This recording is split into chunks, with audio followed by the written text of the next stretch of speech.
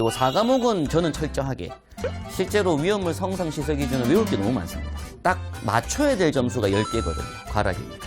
그래서 25문항 중에서 매회 딱 10개씩의 확실하게 아는 문제가 있도록 학습하는 게 중요한 과목입니다. 자, 이번 시간에 보실 부분은 위험물의 성상이라는 과목이고요. 일단 우리가 이 과목은 소방법규상에서 위험물 안전관리법 공부를 먼저 하셔야 되고, 위험물 안전관리법을 보게 되면 위험물 제조소 등에 대한 기준이 나오는데, 그때 위험물 종류에 대한 언급도 법규에 하고 있습니다. 그래서 일단 중요한 건 용어 정의, 위험물이란, 그래서 대통령령이 중요한 거죠.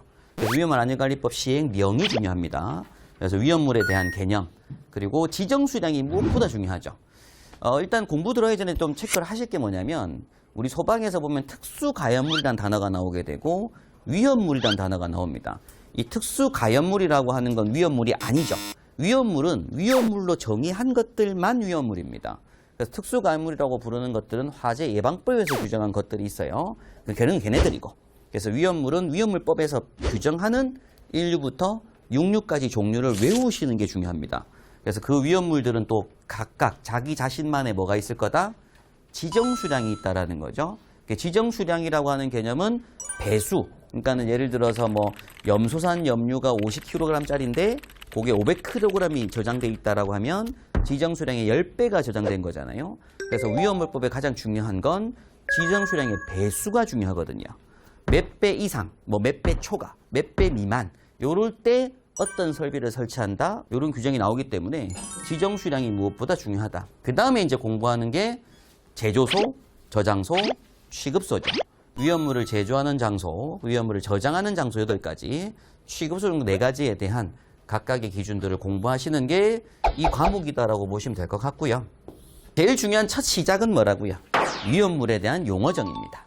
자, 그 중에 제일 첫 번째 1류 위험물은 산화성 고체라고 하고요. 고체로서 산화력의 잠재적인 위험성 또는 충격에 대한 민감성을 판단하기 위하여, 자, 소방청장이 정하여 고시하는 시험에서 고시로 정하는 성질과 상태를 나타내는 것을 1류 위험물이라고 하는데, 자, 이 위험물들을 어디서 정했다고요? 소방청에서 정했다고요, 지금요. 그래서 여러분께서 공부하셔야 될 부분은 요 국가위험물 통합정보 시스템이라고 합니다. 국가위험물 딱 검색하시면 단어가 떠요. 요게 소방청에서 만들어 놓은 시스템이고요. 그러니까 요 소방청 시스템 산하 안에 위험물을 다 정리를 해놨습니다.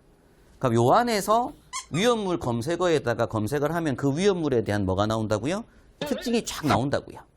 그러니까 이걸 이제 공부하시는 과목인데, 이걸 일일이 하나하나씩 하는 것보다 이제 저희 교재에서는 그냥 나왔던 시험 문제들 위주로 해서 이렇게 막 정리를 해 놓은 겁니다. 실제 이제 지금 시스템상으로는 이렇게 구성이 돼 있어서 실제 조금 더 깊이 있게 공부를 하기 위해서는 요걸 일일이 하나씩 검색해 볼 필요가 있다라는 말씀을 드려요. 딱 10개 이상을 맞추는 과목을 하려고 하는 거거든요. 자주 나오는 것들 위주로 특징을 체크하시면 되는 것이지, 뭐 본격적으로 외우려면 양이 너무 많습니다. 공부량 자체가. 나중에 하나씩 제가 한번 검색은 해보겠지만 이런 시스템이 있다라고 보시면 될 것 같아요.